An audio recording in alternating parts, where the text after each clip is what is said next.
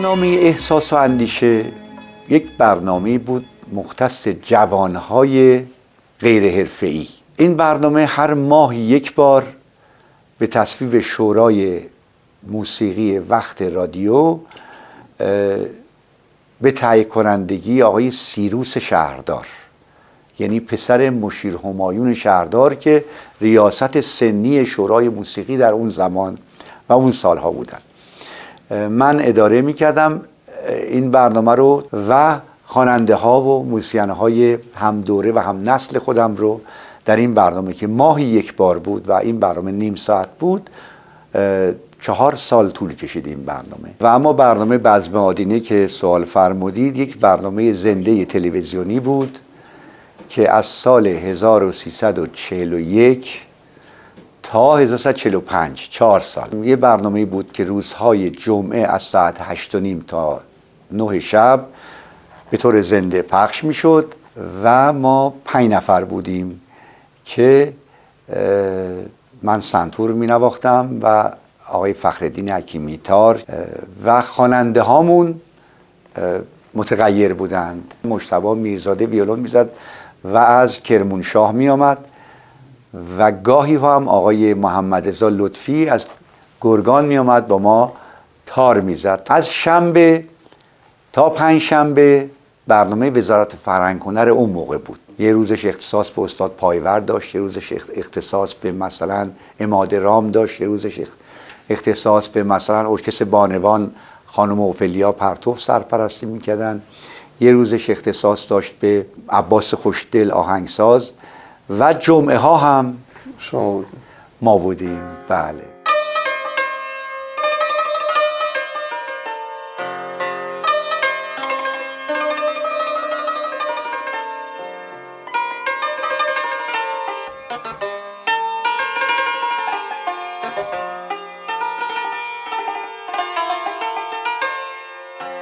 سال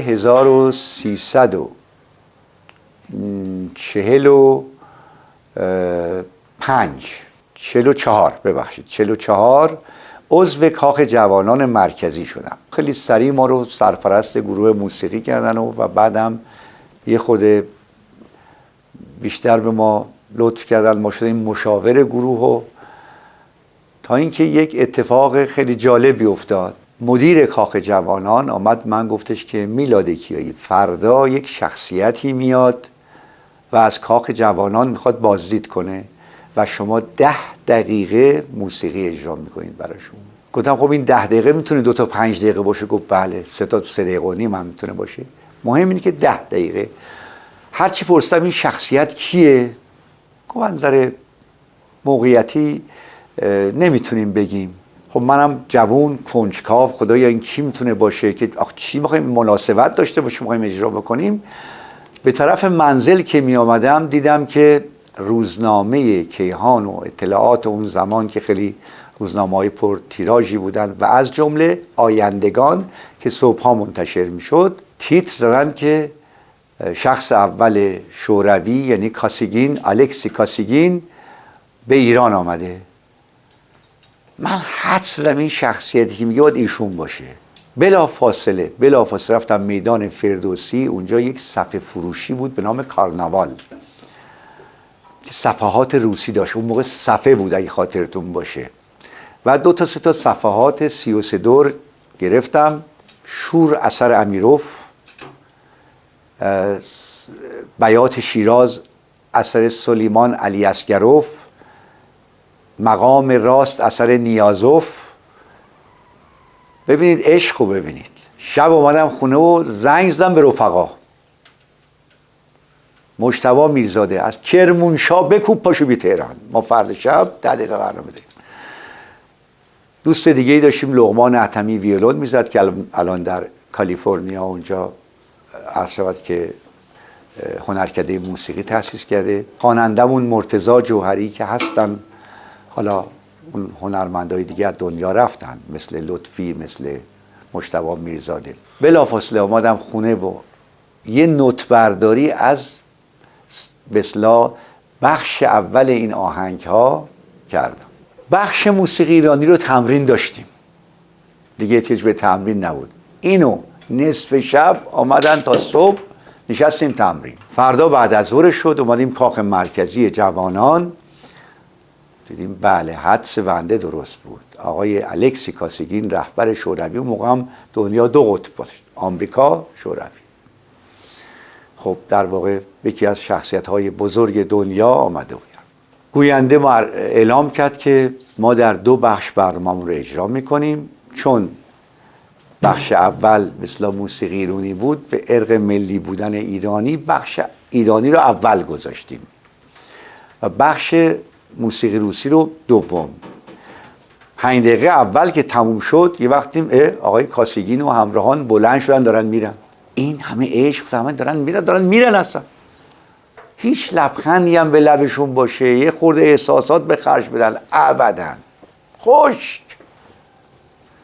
من نمیدونم چه نیروی اومد سراغم، رفتم پشت میکروفون گفتم جناب آقای کاسیگین، جناب آقای نخست وزیر، جناب آقای شهردار، به ما 10 دقیقه وقت داده شده و ما موسیقی ایرانی اجرا کردیم، ولی به احترام میهمان عالی قدر قطعاتی هم روسی تنظیم کردیم، اجازه بدید اون 5 دقیقه دومم اجرا بکنیم. من تو چهره مسئولین مملکت ناراحتی رو آنچنان که آقا این جوان تو کی هستی؟ سر پیازی تایی پیازی، به چه جرأت می پشت میکروفون میگید این شخصیت ها برگردن؟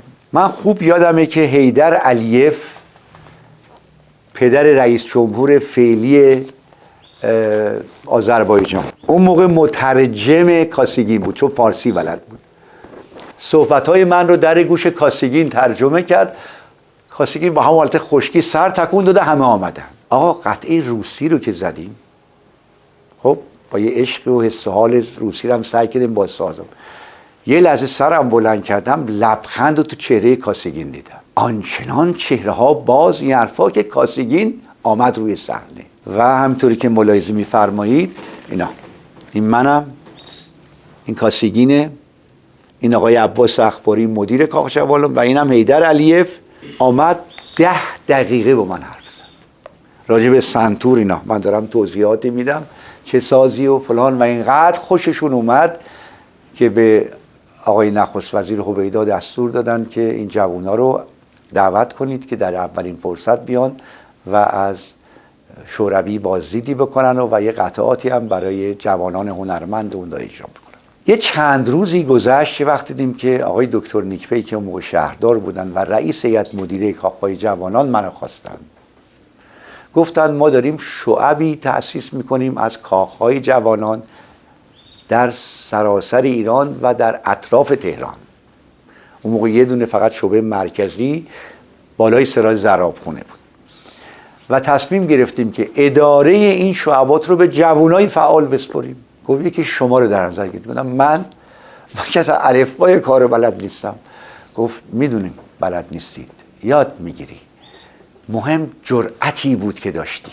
این شد که ما راه پیدا کردیم به کاخهای جوانان در سال 1345، یعنی دقیقاً 44. البته این که میگم مربوط به 44 و 45 دیگه رسما حدود 51 سال پیش، و همچنان ما باعث شد که در اونجا بودیم تا 2 سال بعد از انقلاب هم که دیگه جایی ما دیگه نبود، بازنشست شدیم و اون کار رو بعد از چندین سال رها کردیم.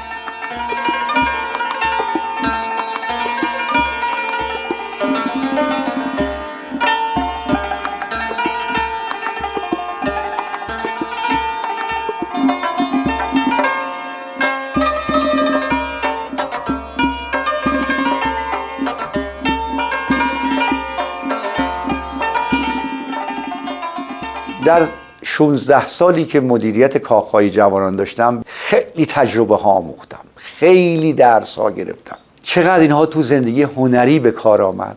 خب شما ببینید مثلا در این دوره زمان خیلی کسا هستن خیلی خوب ساز میزنن، خیلی خوب آهنگ میسازن، خیلی موسیقین های خوبی هستن، ولی بعضی هاشون رو مثلا اگه ساز از دستشون بگیری دیگه میبینی بضاعتشون رو از دست دادن. خدا رو شکر در این بود من میتونم بگم اون سالها که برای من یک دوره دانشگاهی بود یا فوق دانشگاهی بود، خیلی درس ها من در کاخهای جوانان در اون 16 سال، چون با شخصیت های مختلف دانشگاهی، شخصیت های علمی، فرهنگی، هنری، حتی ورزشی، بخش های مختلف، خب معاشرت و مجالست با این بزرگان من درس های زیادی آموختم. خب بعد از انقلاب 2 سال که کاخ جوانان دیگه اومدیم بیرون، بازنشست شد و اینم براتون برسونم که تا اون سالهای بعد از انقلاب من هیچ وقت تو زندگیم حرفه‌ای کار نمی‌کردم. موسیقی هم تو که عرض کردم عشق و شور و شوق بود. در سالهای اول انقلاب بود، در یک محفل هنری و فرهنگی من با استاد امیر ناصر افتتاح، استاد مسلم به تنبک در گلها نوازندگی می‌کردند و چون به دلیل دوستی خانوادگی، البته شما من چند سال بزرگتر بودند، حرمتی قائل بودند برای من و ما با هم همکاری می‌کردیم. در جایی دعوت بودیم، یه جنبه فرهنگی هنری بود و ریختن، برادرها ریختن و ما رو گرفتن. بررسی کردن چیزی نبوده، خبری نبوده، فقط جنبه فرهنگی هنری بوده و اونا رو همینطور سرپایی سوالاتی کردن اما من و امیر ناصر افتتاح رو آوردن در کلانتری مستقر در کلانتری شمال میدون ونک جهانی کودک. زمستون سردی هم بود و حتی موقع تلفن همراهی نام نبود، اجازه ندادن به خانواده‌مون یه خبرم بدیم که شما ساز میزنید این حرفا و صبح باید حاج آقا فلان تشریف بیارن تا تکلیف شما روشن بشه. تا صبح بر ما چه گذشت خدا میدونه. صبح شد و فلان آقا تشریف آوردن و گفتن به به به به ساز، خب چشم ما روشن و فلان و این حرفا. خب 2 مطرب اینجا چیکار میکنن چیکار نمیکنن و آقای امیر ناصر افتتاح از این برخورد آنچنان شوکه شد، هنوز باور نداشت که چه اتفاقی تو مملکت افتاده. گفت شما شنیدم تنبک میزنید. گفتم تنبک چه؟ ایشون استاد نوازندگی تنبک هستن و نوازنده صاحب نام برنامه گلها. گفت مثلا من رادیو گوش نمی کنم، بهتره که ایشون هم یه شغل شرافتمندانه تری رو از این بعد دنبال کنن. در حال بعد از مصاحبه هایی که ما کردند قرار شد که ساز ما رو تحویل بدن به وزارت ارشاد و اگر اونها صلاح دیدن ساز ما رو برگردونن، در غیر این صورت ساز از بین ببرن و ما هم تعهد بدیم میگه دست به ساز نزنیم. هرچی کردیم آقا ایشون شغلش اینه. گفت من نمیدونم. آقای امیر ناصر افتتاح گفت من لبو فروشی هم بلد نیستم آقا، بالاخره هر کاری. گفت نمیدونم تعهد بدیم. من سوال کردم خب حالا ما تعهد دادیم دست به ساز زدیم چی میشه؟ شون فرمودن مورد اول قطع 4 انگشت دست چپ. آقای ناصر افتتاح لرزید و نگو این لرزه و افتادن رو زمین سکته کرده و ما خبر نداشتیم. به هر حال گفتم آقا بیا امضا بکنیم از شر اینجا خلاص بشیم بریم. امضا کردیم و پا شدیم آمدیم بیرون، سوار تاکسی شدیم. تو راه من یه تصمیمی گرفتم. میگفتید خاطره این که از مهمترین خاطرات زندگیمه. تا اون موقع برای دلم ساز میزدم، برای دلم آهنگ میساختم. درسته که آهنگسازی میکردم، تنظیم میکردم، ولی به هر حال دلی بود. تصمیم گرفتم از اون تاریخ به بعد برای دلها ساز بزنم، حرفه‌ای تر کار کنم. تا کی؟ تا وقتی که انگشتام قطع بشه. آقا انگشت من قطع بشه اتفاقا تاریخی میشم. انگشت دزدی که نکردم قطع بشه، که ساز زدم قطع شده. بذار قطع بشه، بذار قطع کنم. این تصمیم رو گرفتم. اما امیر ناصر افتتاح نتونست بپذیره این واقعیت رو و این بیماری و این سکته‌ای که اون شب بهش دست داد. صبح اون روز ایشون رو رها نکرد تا اینکه دیگه از دنیا رفت. یه خاطره هم بگم. در سال 1300 اگر اشتباه نکنم 82 تبلیغ رئیس جمهوری داشتن میکردن. ما تصویر اون آقا رو دیدیم، اون آقایی که میخواست 4 انگشت از کف ما رو قطع کنه، که ایشون هم جزو اون افرادی هستند که کاندیدا شدن برای ریاست جمهوری.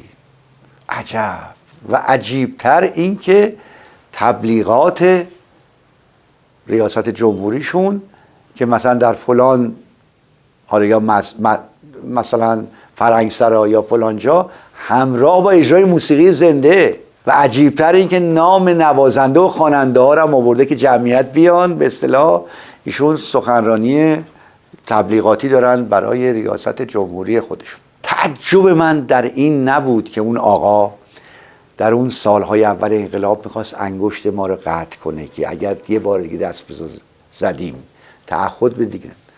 اعتقادی داشته، غلط درست کاری ندارم، برای خودش قابل احترام. اما اینجا چی شد؟ حالا که منافعت مطرحه، اینجا موسیقی هم حلال شد که چی؟ برای سخنرانی شما همراه با اجرای موسیقی زنده. به هر حال از اون تاریخ به بعد، از اون تاریخی که داستان امیر ناصر فاد، دیگه من تقریبا میتونم بگم تا این لحظه که در خدمت شما هستم به صورت حرفه‌ای عمل کردم و دارم حرفه‌ای عمل میکنم. شاگردای خیلی زیادی تربیت کردم، شاید بالای فکر کنم 4000 شاگرد تا حالا درس دادم.